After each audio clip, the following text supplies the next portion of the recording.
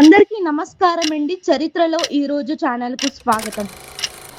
1931వ సంవత్సరంలో మార్చి 14వ తేదీ నాడు భారతీయ సినిమా చరిత్రలో ఒక గొప్ప మైలురాయి. ఆ సంవత్సరంలో ఆర్దేషిర్ ఇరానీ దర్శకత్వంలో రూపొందించిన 'ఆలం ఆరా' అనే సినిమా విడుదలైంది. ఇది భారతదేశంలో విడుదలైన మొదటి శబ్ద చిత్రంగా చరిత్రలో నిలిచింది. ముందు వరకు భారతీయ సినిమాలు మౌన చిత్రాలుగా ఉండేవి. ప్రేక్షకులు కేవలం చిత్రాలు మాత్రమే చూసేవారు, కానీ పాత్రల మాటలు వినిపించేవి కాదు. అయితే ఆలం ఆరా సినిమాతో మొదటిసారిగా తెరపై నటుల మాటలు, పాటలు వినిపించాయి. దీంతో సినిమా ప్రపంచంలో ఒక కొత్త యుగం ప్రారంభమైంది. ఈ సినిమా కథ రాజ కుటుంబం, ప్రేమ, రాజకీయ కుట్రల చుట్టూ తిరుగుతుంది. ఈ చిత్రంలో మాస్టర్ విఠల్, జుబైదా, ప్రభాదేవి వంటి నటీనటులు ప్రధాన పాత్రల్లో నటించారు.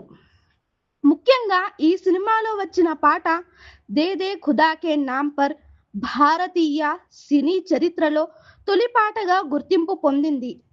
ఆలం ఆరా విడుదలైన రోజున థియేటర్ల వద్ద భారీగా జనసందోహం కనిపించింది.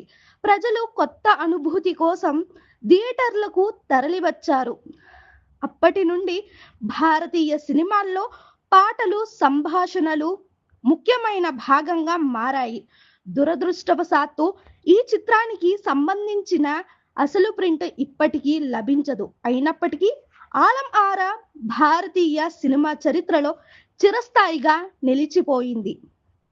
ఆలం ఆరా సినిమా భారతీయ సినిమాకు ఒక కొత్త దారిని చూపించింది.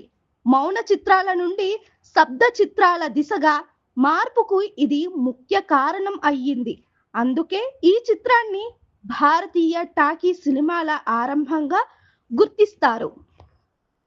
మా కంటెంట్ కనుక మీకు నచ్చినట్లయితే లైక్ చేయండి, షేర్ చేయండి, సబ్స్క్రైబ్ చేసుకోండి ఫ్రెండ్స్. మా ఛానల్ యొక్క నోటిఫికేషన్ మీ వరకు చేరాలంటే కింద కనిపిస్తున్న బెల్ ఐకాన్ను ట్యాప్ చేయండి. Thank you.